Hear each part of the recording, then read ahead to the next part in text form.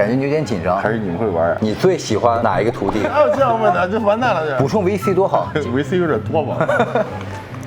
好。Hello， 大家好，我是小萝卜，欢迎来到我新一期视频。本期视频呢，我邀请了我们的陆神来录一期不一样的挑战和访谈，应该是访谈，但是我加一点挑战内容。那这个挑战呢，就是快问快答，然后呢有惩罚在里面，那就是这个柠檬。游戏规则就是我会问他10个问题，他必须要在10秒钟之内回答出来，如果回答不出来的话，他必须要塞进去一个柠檬，他可以选择不吞进去，但是一定要把它嚼烂。前5个问题你都回答出来了，我嚼一个柠檬。10秒钟我要回答10个问题，没有10秒钟回答1个问题，你不能想。那你怎么能确定这个到底是不是正确的？没关系，我们这边自己知道正确不正确。柠檬皮这么厚，我跟你说我都种牙了，你不能想着你能赢吗？比赛的心态一定要赢，知道吧？你赢了我就吃了。可是这个东西它好难吃啊，这好酸啊。酸是咱要不然切成片怎么样？要吃下去是吧？哦，你自己说的，要吃下去。好，刚才找了一下，整个这个梦想学院没有刀，不像传说中你们是带刀上场的，这肯定不行，你们是靠肌肉的，不是靠刀的，所以我们还是游戏规则一样，就是要把这个柠檬嚼烂，10秒计时。感觉我掉到你的坑里了。你能吃酸的吗？最不能吃的就是酸的。你喜欢吃什么？我喜欢吃甜的，比如说那个香蕉就挺好的。你说一次吃一根香蕉，但这个香蕉是用来奖励的，这是用来惩罚的。准备开始计时啊！第一个，最喜欢练哪里？最喜欢腿。好，第2个问题，喜欢自己练，带徒弟练，还是跟米洛斯练？喜欢跟徒弟一块练。仗义、纯粹。好，第3个问题，仗义、纯粹、专注、真实、有趣这5个词，选一个词形容自己。专注。第4个问题，你自己属于颜值派还是实力派？可不可以选2个？不可以。实力吧。没有超过10秒是吧？第5个问题啊，截止到现在你有多少个徒弟？40。我还没说完，和多少个徒孙？这个真的确实有点多呀啊！260。绝对不正确。这个绝对不哪有你这样问的？这个确实不好说，徒弟还有徒弟，这一块算确实太多了。反正这个先放这里啊，说不定你下5个问题回答出来，我们俩就一人吃1个了。后边问题都是这么难的吗？感觉这一盘子都是我的了。第6个问题，运动员、商人和网红，你喜欢哪一个称号？运动员。近10年以来，哪一年对你来说最重要？为什么？2018年，因为我获得了黄金职业的冠军。漂亮，哎，可以啊，有可能不用吃柠檬了。第8个问题，如果老天赠给你500万，你会选择买鞋、买表还是买器械？买器械。第9个问题，你最喜欢哪一个徒弟和最讨厌哪一个徒弟？这个问题不能说吧，不能说吧，都挺喜欢的。没有，这不是最喜欢。最喜欢这不是你这个问题哪有这样问的？这完蛋了这。不是这个问题太那个什么了。不是，没事，你可以选择不回答。这是明摆的让我吃柠檬吗？这你不回答最喜欢，你回答最讨厌吧？那也没有啊，那你就吃吧。最后一个问题啊，这是我们快问快答的最后一个问题。如果梦想学院 Body Dream 服装比赛、陆家门和自媒体让你选一个彻彻底底的消失，你会选择哪一个？让你选一个彻底消失。那可以选择自媒体。彻底消失，没有粉丝了，没有，那我练就好了呀。啊，行，可以。那么以上呢就是我们快问快答的所有问题。刚才有2个问题没有回答出来，这边准备了2个柠檬，不过路食还是不错的，这边还有4个柠檬，还是不错的。就怎么我还是得吃，还是得吃啊！我们这个游戏规则，你全部回答出来我吃，我全回答出来你才吃。我一个回答不上来我就吃1个。这样吧，我陪你吃1个行吗？我从来没有吃过这玩意儿。那我也从来没有吃过。以后小萝卜这个访谈呢就多了一个环节，就是这个吃柠檬的环节。怎么你也就从你点别的对不对？你吃点什么？补充 VC 多好，健身是不是要补充 VC？ VC 有点多吧？不是，我先尝尝你们。哦，这皮好厚啊！呵，这牙都咬不动。哎，买的什么柠檬？不是，这个软，这个软。你还得把皮咬掉。你这，哦，哇，好硬啊！你还差这么多。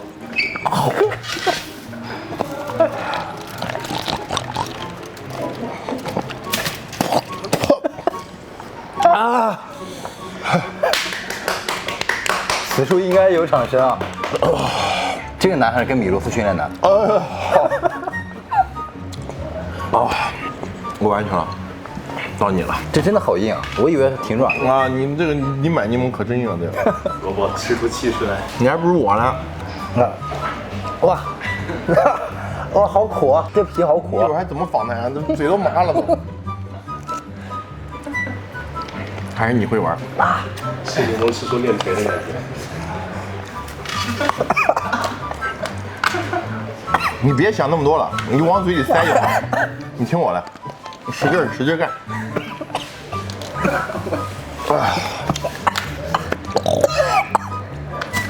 我他妈练腿都没吐。快！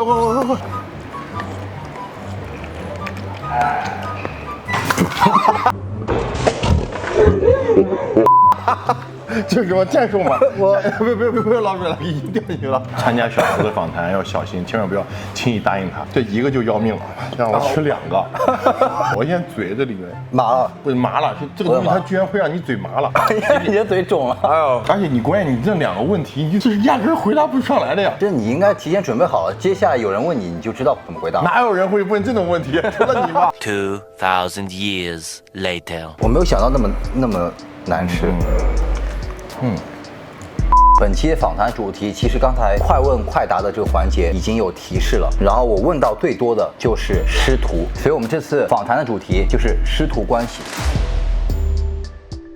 第一个问题，你怎么看待师徒关系？因为我从国外回来，之前在国外待了7年，我一直是跟各种老师去学习，对吧？你也知道，你跟米洛斯学习过，我跟米洛斯学习过，对，我还跟查尔斯，我还跟我战队教练 Mandas， 所以我一直认为不断的跟各种各样老师学习是个突破自己的一个方法。所以我回国以后呢，完全不理解怎么会有师徒关系，所以你来给我讲一讲你怎么看待师徒关系，以及什么是师徒关系。在中国来讲，其实现在这个时代啊，大家虽然说叫是师傅或者是徒弟之类的这种话，但其实说实在，等于就是教练和这个学生或者是一个朋友或者兄弟之间这种关系，表达方式吧，叫你一声师傅是属于一个尊称，但并不代表就是像古代一样就是纯那种师徒关系，因为是古代那种纯师徒关系，徒弟在师傅那里学习东西，他可能不一定马上就会教你的，甚至说你要跟师傅打工很多年，最后他有可能才会教你几招。所以在现在这个态度，我们就是都是朋友，都是兄弟，都是年纪也差不多，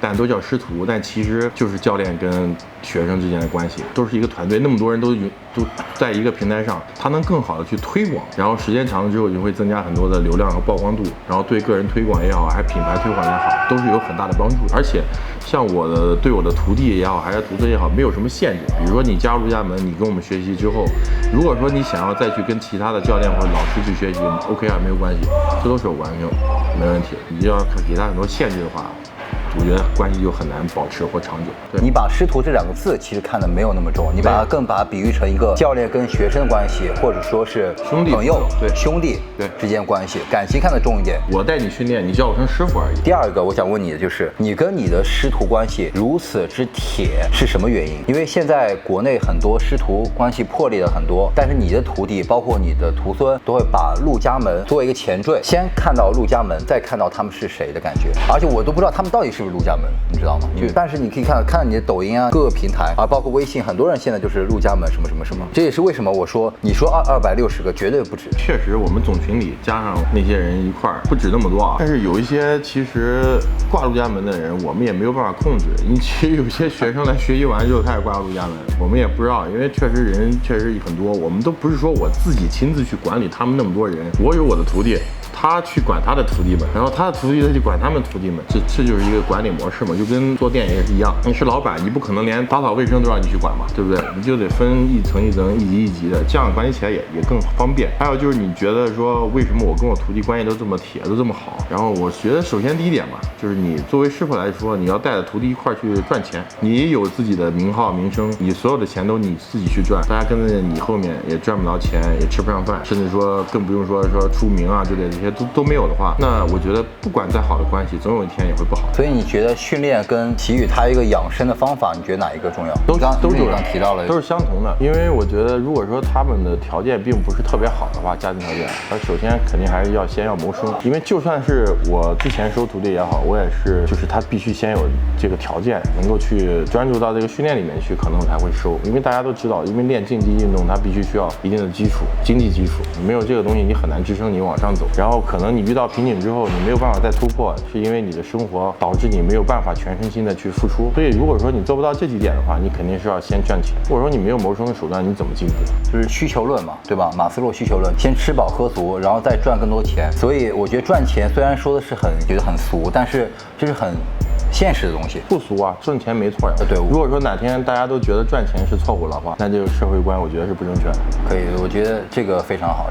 我刚才把那个5个词嘛，有一个纯粹这2个字放在这边，这几个词就是我来形容你的，所以我把它写进去了。我觉得这个纯粹这2个非常的好。接下来一个问题，你刚才也讲到了，你选徒弟的标准是什么，以及拜师费。首先最早的时候我收徒弟，可能那个时候我也比较年轻，希望可能带更多的年轻人去练出来。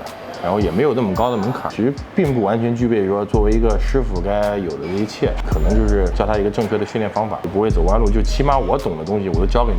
但到后面以后呢，随着我的水平提升，然后各方面的成绩也开始有了，以后再加上自己的平台也搭建起来了。第一个徒弟收到第10个的时候，就花了差不多得有7、8年的时间。然后后面之后他们水平都起来了，在这个圈子里面算是挺不错的这个健美选手，或者是能让大家都认可或者认同的一个人之后，我觉得那个时候我得需要再继续增添一些人吧，我觉得，因为他们已经起来了。然后我那个时候也，如果说再不带一些学生，其实很多年轻人他也是抱有梦想的，也有这个条件。所以我后来我又接着继续收。19年年初吧，那个时候，最后我又没有再收徒弟了。然后从去年到今年，差不多1年多的时间，我都没有收徒弟。就是我对外讲，就我不收徒弟了，因为毕竟我不光是每天光带徒弟训练这么点事儿，还有淘宝的一些东西，甚至说有时候还要经常出去。然后但是现在我在收徒弟的这个标准就不太一样了。这次才收2个徒弟，有一个就是我们前2期的学生，他呢当时他来找我学习之后，他就想拜师，因为那个时候我说我不收徒弟，他就很就是特别想要就是加入陆家门，然后想要当我徒弟。我说你没有办法，你没有必要找我，对吧？可以找程一山或者找其他人都可以，找我干嘛呢？我现在没那么多时间。他说他就挺认可我，那么多年一直关注我，所以这次来就必须想找我。然后我拒绝了他很多次，既然都健身到这个份上，再拒绝别人不好，毁掉一个别人的梦想嘛。所以这个时候我才决定收他的。然后包括另外一个你也看到那个块头很大的，他是我去成都比赛的时候见到的。然后当时他就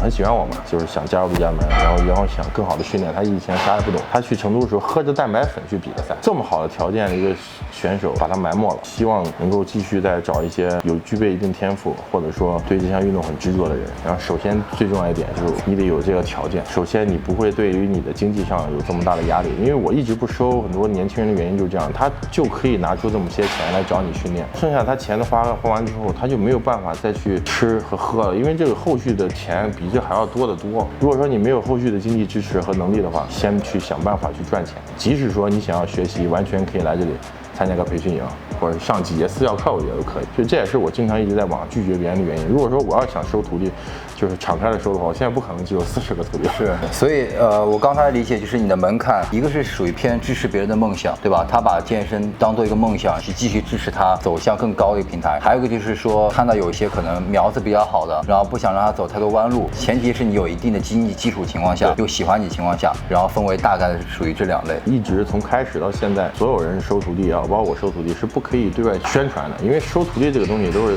人家喜欢你，并不是说你发了什么收徒弟信息啊，说你要收几个徒弟有时间带这种就变味儿。也是我给他们定的一个门规吧，就是陆家门是不可以允许公开收徒弟的，所有人找你都是他自己找你。这个跟别的不太一样，因为别的很多就是公开的，对，那就变味儿了。对，这应该是自己发自内心的想去，他就是想来找我，那是他发自内心，不是我跟他说的。这个非常好。那你有会看到那种苗子特别好的，你说哎要不要拜我师？不会啊，不要啊，你不会，除非他就跟我说他喜欢我，他也想跟我学习。看来你是比较被动的人。人家如果说不喜欢你，或者说还没有对于你有什么了解，直接你就上去讲，我觉得不太合适。第4个问题啊，也是关于我很好奇的，陆家门近几年以来获得的成绩非常的好，涌现了很多职业选手。那这个跟训练技术的提升有关系比较大一点呢，还是跟越来越多的好苗子进入了陆家门？最重要的还是训练问题，因为健身它毕竟包括健美，所以它是个运动项目，它并不是说纯靠天赋就可以能够拿到多好成绩的。因为天赋的人很多，站在台上那个状态，你还是需要平时的一些积累嘛。如果说你的训练不到位，饮食那些都做不好，赛前的一些把控没做到位，你上去之后其实是不会有一个很好的状态。取得成绩这些东西还是通过这几些年的学习，然后获得一些经验。首先从我开始，我消化和吸收了，然后能够理解以后，我再教给他们。所以不断的就一直都有在提升，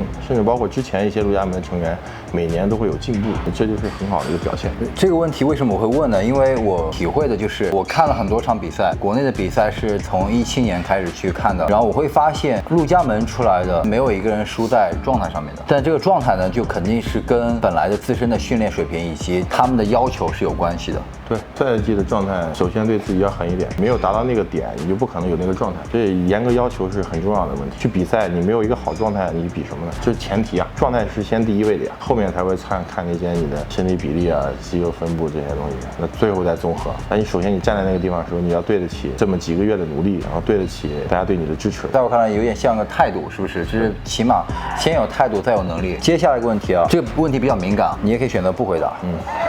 很多人把拜师和选择用科技直接划等号，你怎么看待这个问题？任何的圈子也好，你没有办法让所有人都和你的想法是一样的，因为每个人都有自己的不同的看法，然后大部分的这个人的看法可能也会偏是情绪化一些。但是其实我觉得这是个人选择的问题，就是即使说加入陆家门，你不想去通过这些方式去达到一个什么样的，你就是想以自然的方式去走，那也没有人会管你，也没有人会去要求你会怎么样，这是你自己的问题。所以你该怎么去做，或者是你有什么样的选择，和拜不拜师和加入什么团队没关系。好，接下来一个问题啊，对于刚入门就刚开始接触健身健美的一些年轻人，给他们一个建议，如何选择适合自己的师傅？我觉得一开始你没有必要非要去找师傅，你完全可以找一个水平比较好的教练，跟他学习一段时间之后，你觉得他的训练东西适不适合你，然后到时候你可能再去考虑说是找其他人学习还是怎么样。我觉得多学习一点没有问题，但是当你哪天你真的遇到了你自己很喜欢的人，然后或者说他的东西都很觉得你很适合，然后你再去考虑说是否要拜师的问题。首先还是根据你自己的情况，我觉得这都个人选择。现在它也是一个自媒体的时代，如果说你拜了这个人为之后呢，你没有办法能够有很多的曝光和流量，这其实是有一个限制，因为在这个圈子运动员他不在少数，但是能有名气或者出名的人并不多，你得有一个好的平台能够持续的去推你，有一个曝光的一个程度，这样的话对于你个人来讲，不管是发展还有各方面后期是训练还比赛，其实都有很大的帮助。因为如果说你不跟随这个时代的发展，你就容易被淘汰掉。所以选择团队，我认为还是要有一定的这个平台，它可以去帮助你推广的这种更适合。可以，很感谢这个回答。就比如吴龙跟我们成立了一个龙战队，也是一样的，也是个平台。所以其实陆家门也是个平台，这个非常的让我惊讶，这是个很超前的一个意识。虽然师徒关系是很早以前就有的，但是你把它带入了一个新的一个高度，就是在于现在是个流量的时代，现在是一个不一样的一个时代，它高速发展的一个时代。所以选择一个，比如说是一个能给你提供更好的平台去发展机会的一个老师也好，战队也好，一个师傅也好，是个更好的一个选择。对，我谈谈我来陆家门的这个感受啊，因为我之前没有来过这个梦想学院，过来以后我真正的能感受到你所谓的平台，你的平台不光是提供了一个更多流量曝光的一个平台，大众知道的就很多人，喜星啊，然后孙良轩啊，911啊，然后陈一山啊，很多这样子年轻的一些选手，平台上得到了一个很大的一个曝光，不光是成绩上的，对吧？对，还有更多人知道他，还有一个提供了非常好的一个线下平台。我来到这个梦想学院呢，我经常看到你的徒弟在带学生，他在赚钱，他在谋生，也在奉献自己对健身的理解，以及从你这边身上学习到的训练知识，再传递给更多人，比你去花这些精力再去传递给那些其他人，其实要方便一些，对，要更直接，我就要影响他们就可以了。对，影响你的徒弟就可以了，让我打开了我自己的一个眼界，我自己的世界观。因为我的之前理解就是师徒关系就是陈旧的，就是老旧的关系，之前从来没有了解过这个，所以我们每个人都是一样的，不能太片面。如果你刚刚讲的就是存在极为合理的，你要发现他为什么做这么好，这也是我为什么过来找你去录这个访谈，我觉得非常好，我学习到了很多就我想得到的，以及我相信很多我的粉丝也好，你的粉丝想去学习到东西，非常感谢你，非常感谢你。那就完事儿了吗？完事了，我们还可以有更多的其他话题，但我觉得你也提到过了，如果我随时想去拍视频也好，训练也好，我可以坐一个高铁就过来找你了。对，慢慢来，是不是？也卖个关子。所以大家如果说想看更多类似的访谈也好，训练也好，可以在你们这个评论区留言，或者说在弹幕上打上你们想看的内容。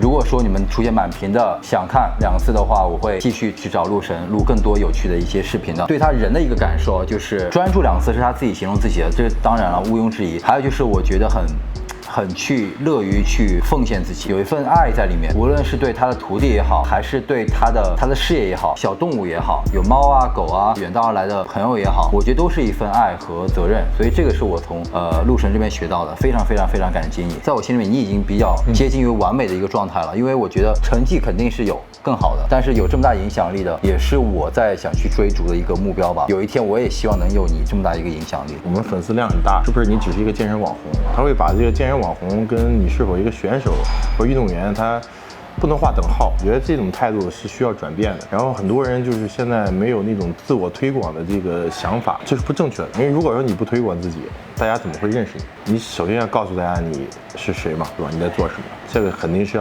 必须要有的，因为而且也不会要觉得这样会不好意思，因为你本身就是一个运动员，你就需要一定的曝光程度。我也希望这个圈子里面有更多的选手也好，甚至说健身爱好者可以更好的去展示自己。然后现在在这么好的一个时代，一个自媒体的时代，来提高自己的知名度，不管你是未来做什么，都会有很大的帮助。用一句话总结一下这次的一个访谈吧，就是希望所有人能跟上这个时代的一个步伐吧。无论是在你从事于哪个行业，或者是你选择健身这个行业，跟上这个时代的步伐，不要被淘汰。我们会有非常好的一些意见领袖，就是所谓的 KOL， 去带领大家不断的往前去进。然后感谢陆神，然后感谢收看的所有人，我们下期节目再见，拜拜，拜拜。